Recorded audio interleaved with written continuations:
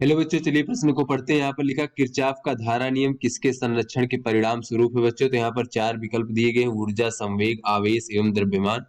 तो चलिए बच्चों इस प्रश्न की मूल अवधारणा को हम देख लेते हैं। तो बच्चों यहाँ पर हम देख लेते हैं कि जो हमारा बच्चों ओम का नियम होता है उसकी सहायता से हम साधारण जो सामान्य परिपथ होते हैं उसका विश्लेषण कर सकते हैं, किंतु बच्चों जो जो जटिल परिपथ होते हैं उनके विश्लेषण के लिए किरचॉफ के नियम का प्रयोग करते हैं। तो बच्चों किरचॉफ के दो नियम होते हैं।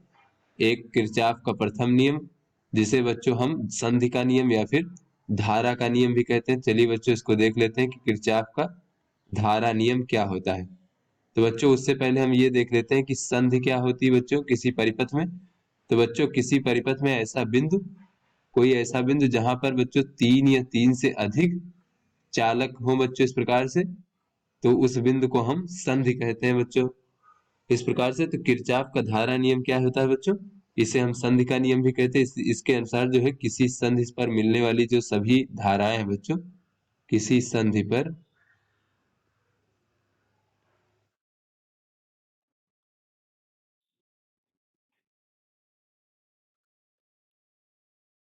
मिलने वाली सभी धाराओं का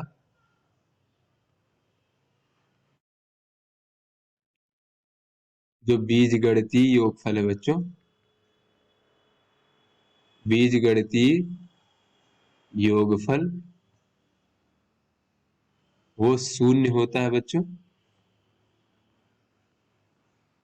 बच्चों बीजगणितीय योगफल में जो बच्चों हम चिन्ह परिपाटी प्रयुक्त करते हैं, तो इसमें हम इस प्रकार से प्रयुक्त कर सकते हैं कि जो संधि की ओर आने वाली धाराएं हैं उन्हें हम धनात्मक मान सकते हैं, और जो संधि से दूर जाने वाली धारा है उसे हम ऋणात्मक मान सकते हैं। चलिए बच्चों अपने प्रश्न को हल करते हैं।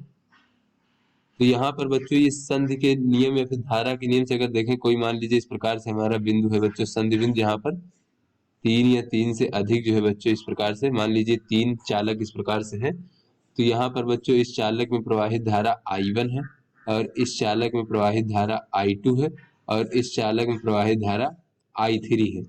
तो यहाँ से बच्चों अगर हम देखें कि इस संधि पर जो सभी धाराओं का बीजगणितीय योगफल होगा तो किस प्रकार से वो शून्य होगा। तो संधि की ओर आने वाली धारा I1 है तो इसे हम धनात्मक ले लेंगे, और बच्चों I2 I3 संधि से दूर जा रहे हैं तो इन्हें हम ऋणात्मक ले लेंगे बच्चों इस प्रकार से, और इन तीनों का जो है बीजगणितीय योगफल शून्य होगा। तो इस प्रकार से बच्चों में ये दिख रहा है कि I1 बराबर I2 धन I3। तो यहाँ से बच्चों में दिख रहा है कि संधि की ओर आने वाली धाराओं का जो योगफल होता है वो संधि से दूर जाने वाली धाराओं के योगफल के बराबर होता है। यानी बच्चों यहाँ से हम कह सकते हैं कि यहाँ पर संधि पर जो है बच्चों कोई भी जितना आवेश आ रहा है उतना आवेश जा भी रहा है, क्योंकि बच्चों आने वाली धाराओं का योगफल जो है वो जाने वाली धाराओं के बराबर है। तो धारा क्या होता है, आवेश प्रवाह की दर है। तो यहाँ से हम बच्चों कह सकते हैं कि यहाँ पर आवेश का ना तो संचय हो रहा है संधि पर, और ना ही जो है बच्चों किसी भी प्रकार के आवेश को हटाया जा रहा है। तो इस प्रकार से बच्चों यह जो है आवेश संरक्षण को प्रदर्शित करता है बच्चों, धारा का नियम आवेश संरक्षण को दर्शाता है। तो इस प्रकार से बच्चों अगर हम अपने विकल्पों को देखें तो ये किरचॉफ का जो धारा नियम है किसके संरक्षण के परिणाम स्वरूप है, तो बच्चों ये आवेश के संरक्षण को प्रदर्शित करता है।